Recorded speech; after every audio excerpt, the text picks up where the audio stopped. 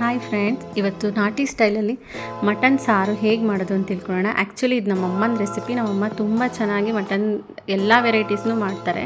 ನೋಡಿ ಎಷ್ಟು ಚೆನ್ನಾಗೇ ಬಂದಿದೆ. ಇದು ಈಸಿ ಕೂಡ, ನಾವು ಮನೆಯಲ್ಲೇ ಮಾಡ್ಕೊಳ್ಳೋದ್ರಿಂದ ನಮಗೆ ಚೆನ್ನಾಗಿರುತ್ತೆ ಟೇಸ್ಟು. ಒಂದು ಪಾತ್ರೆಗೆ ಆಯಿಲ್ ಹಾಕ್ಬಿಟ್ಟು ಒಂದೇ ಒಂದು ಚಕ್ಕೆ, ಒಂದು ಲವಂಗ ಹಾಕ್ಕೊಂಡಿದ್ದೀನಿ. ಇನ್ನು 3 ಪೀಸ್ ಚಕ್ಕೆ ಮತ್ತು 2 ಲವಂಗನ ನಾವು ಮಿಕ್ಸಿ ಜಾರ್ಗೆ ಹಾಕ್ಕೊತಾ ಇದ್ದೀನಿ. ಅದಕ್ಕೆ 3 ಈರುಳ್ಳಿ, ಸ್ವಲ್ಪ ಕೊತ್ತಂಬರಿ ಸೊಪ್ಪು ಹಾಕ್ಕೊಂಬಿಟ್ಟು ನಾವು ನೈಸ್ ಪೇಸ್ಟ್ ಮಾಡ್ಕೋಬೇಕು. ಫುಲ್ ನೈಸಾಗಿರಬೇಕು ಪೇಸ್ಟು. ನಾನು ಇಷ್ಟೇ 3 ಈರುಳ್ಳಿ ಅಷ್ಟು 2 ಈರುಳ್ಳಿ ಹಾಕ್ಕೊಂಡಿದ್ದೀನಿ, ಸ್ವಲ್ಪ ಕೊತ್ತಂಬರಿ ಸೊಪ್ಪು ಹಾಕ್ಕೊಂಡಿದ್ದೀನಿ. ನಾವು ಮಟನ್ನ ನೀಟಾಗಿ ತೊಳೆದು ಅಷ್ಟರಲ್ಲಿ ನಾವು ಕ್ಲೀನ್ ಮಾಡಿ ಇಟ್ಕೋಬೇಕು. ನೋಡಿ, ಪಾತ್ರೆಗೆ ನಾನು ಸ್ವಲ್ಪ ಮೆಂತ್ಯ ಸೊಪ್ಪು ಹಾಕಿ ಮತ್ತು ಒಂದು ದೊಡ್ಡ ಸ್ಪೂನಷ್ಟು ಜಿಂಜರ್ ಗಾರ್ಲಿಕ್ ಪೇಸ್ಟ್, ಇದು ಕೂಡ ಮನೆಯಲ್ಲೇ ರೆಡಿ ಮಾಡ್ಕೊಂಡಿರೋದು ಜಿಂಜರ್ ಗಾರ್ಲಿಕ್ ಪೇಸ್ಟು. ನಾವು ಈ ಥರ ಜಿಂಜರ್ ಗಾರ್ಲಿಕ್ ಪೇಸ್ಟ್ ರೆಡಿ ಮಾಡಿ ಸ್ವಲ್ಪನೇ ಫ್ರಿಜ್ಜಲ್ಲಿ ಇಟ್ಕೊಂಡ್ರೆ ನಮಗೆ ಅಡುಗೆ ಈಸಿಯಾಗಿ ಆಗುತ್ತೆ. ಚೆನ್ನಾಗಿ ಹಸಿ ವಾಸನೆ ಹೋಗೋ ತನಕ ಚೆನ್ನಾಗಿ ಫ್ರೈ ಮಾಡಬೇಕು. ಅದು ಫ್ರೈ ಆದಮೇಲೆ ತೊಳೆದಿಟ್ಟಿರೋ ಮಟನ್ನಲ್ಲಿ ನೀರೇನು ಇಲ್ದಂಗೆ ನಾವು ನೀಟಾಗಿ ಹಿಂಡ್ಬಿಟ್ಟು ಹಾಕಬೇಕು. ನೀರಿನ ಅಂಶ ಎಲ್ಲ ತೆಗೆದ್ಬಿಟ್ಟು ಸೋಸ್ಬಿಟ್ಟು ಹಾಕಬೇಕು.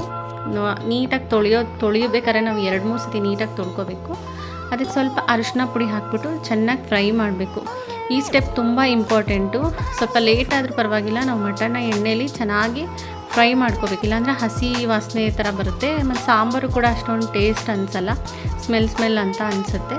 ಆಮೇಲೆ ಈ ಸ್ಟೇಜಲ್ಲೇ ನಾವು ಸಾಲ್ಟ್ ಹಾಕ್ಕೋಬೇಕು. ಮಸಾಲೆ ಎಲ್ಲ ಹಾಕಿದ್ಮೇಲೆ ನಾವು ಸಾಲ್ಟ್ ಹಾಕ್ಬಾರ್ದು, ಯಾಕಂದರೆ ಮಟನ್ಗೆ ಉಪ್ಪು ನೀಟಾಗಿ ಹತ್ತಲ್ಲ. ಅದಕ್ಕೆ ಒಳಗಡೆ ಉಪ್ಪಿಲ್ಲ ಅಂದರೆ ತಿನ್ನೋದಕ್ಕೆ ಚೆನ್ನಾಗಿ ಅನಿಸೋದಿಲ್ಲ. ಇವಾಗ ನೀಟಾಗಿ ಇದಾದಮೇಲೆ ನಾವು ರುಬ್ಬಿರೋ ಅಂಥ ಪೇಸ್ಟ್ ಇತ್ತಲ್ವ, ಈರುಳ್ಳಿ ಮತ್ತು ಕೊತ್ತಂಬರಿ ಸೊಪ್ಪು ಪೇಸ್ಟು, ಅದನ್ನು ಇದಕ್ಕೆ ಹಾಕ್ಬಿಟ್ಟು ಚೆನ್ನಾಗಿ ಅದು ಎಣ್ಣೆ ಬಿಟ್ಕೊಳ್ಳೋ ತನಕ ನಾವು ಗೋಲಿಸ್ಬೇಕು. ಅದು ಇಂಪಾರ್ಟೆಂಟ್ ಇರುತ್ತೆ. ನಾವು ಈ ಮಸಾಲೆಗಳನ್ನ ಚೆನ್ನಾಗಿ ಬಾಡಿಸಿದ್ರೆ ನಮ್ಮ ಸಾರು ತುಂಬ ಟೇಸ್ಟಿಯಾಗಿ ಬರುತ್ತೆ. ನಾವು ಅರ್ಜೆಂಟ್ ಮಾಡಿಕೊಂಡು ಬೇಗ ಹಾಕೋಕ್ಕೆ ಹೋಗಬಾರ್ದು. ಎಲ್ಲ ಎಣ್ಣೆ ಬಿಟ್ಕೊಂಡ್ಮೇಲೆ ನಾನಿಲ್ಲಿ 3 ಸ್ಪೂನಷ್ಟು ಖಾರದ ಪುಡಿ ಹಾಕ್ತಾಯಿದ್ದೀನಿ. ಖಾರದ ಪುಡಿ ಹಾಕ್ಬಿಟ್ಟು ಕೂಡ ಚೆನ್ನಾಗಿ ಅದನ್ನು ಮಿಕ್ಸ್ ಮಾಡ್ಕೋಬೇಕು. ಮಿಕ್ಸ್ ಮಾಡಿಕೊಂಡು ಸಿಮ್ಮಲ್ಲೇ ನಾವು ಬಿಡ್ಕೋಬೇಕು. ಆಮೇಲೆ 3 ಸ್ಪೂನಷ್ಟು ಧನಿಯಾ ಪೌಡರ್ ಮತ್ತು 1 ಬೌಲಷ್ಟು ತೆಂಗಿನಕಾಯಿನ ನಾನು ಪೇಸ್ಟ್ ಮಾಡಿಕೊಂಡು ಆ ಮಿಕ್ಸ್ಚರ್ಗೆ ಹಾಕ್ತೀನಿ. ಅದು ಹಾಕಿ ಚೆನ್ನಾಗಿ ಕುದಿ ಬರಬೇಕು.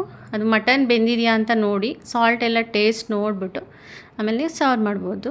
ಕುಕ್ಕರಲ್ಲಿ ಕೂಡ ಮಾಡ್ಕೋಬೋದು. ನೀವು 2 ವಿಷಲ್ ಮಾಡಿಸಿದ್ರೆ ಸಾಕು. ಟೇಸ್ಟಿಯಾಗಿ ನಾಟಿ ಸ್ಟೈಲ್ ಮಟನ್ ಸಾರು ರೆಡಿ.